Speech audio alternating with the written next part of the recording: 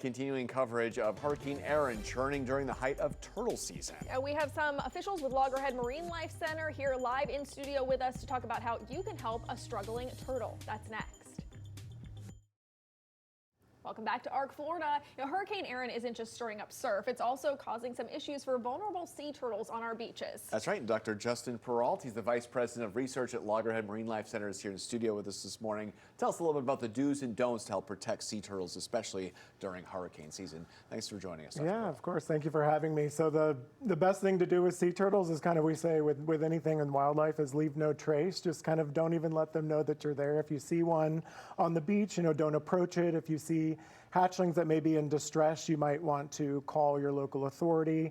But generally, the best thing to do is just to call somebody that knows what to do in a situation if you've got a turtle that may need some help. Can you talk a little bit about the struggles that these turtles might be seeing when the surf gets rough out there because of these storms? Yes, so sea turtles have evolved and are designed to kind of combat storms. So they're not laying one nest of eggs. They lay multiple nests across the season. So if a hurricane comes and wipes out one, they may have others that survive. But the biggest threat to them with season is these washback hatchlings, as we call them, which are a little bit larger than a normal hatchling that you might see that can't necessarily fight the surf and the wind and the waves. And so those might be blown back onto shore during this time of year. And you may see those on the beach. And those are kind of the things where it's best to call either us or Fish and Wildlife to see like what the best thing to do is for those. You say if you see one of these hatchlings or sea turtle, I think large sea turtles, we sort of have an idea of what one in distress looks like. Right. But what does a hatchling in distress look like? Yeah, so a hatchling in distress may be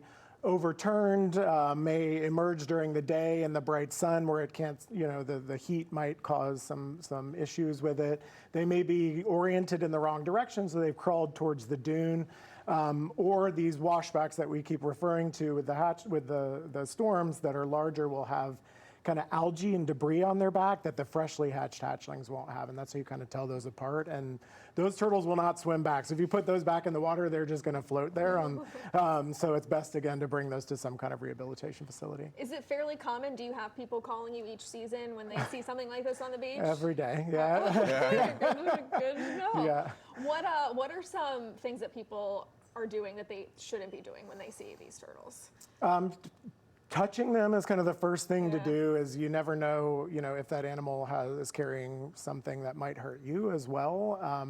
And a lot of people, are acting in good faith. They want to do the right thing, but without any, proper knowledge of how to handle these things, it can actually do more harm. So that's why we always encourage, just call us. Yes, it becomes a lot this time of year, but it's better for the animal.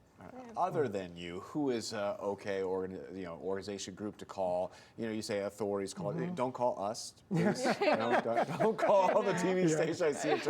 I mean, we'll help, but there are other people who can help more. Who else out there can help? Yeah. So like I said, the Florida Fish and Wildlife has a stranding line. Loggerhead Marinelife Center also has a 24/7 stranding line. If you see any turtle at any time in distress, we encourage you to call.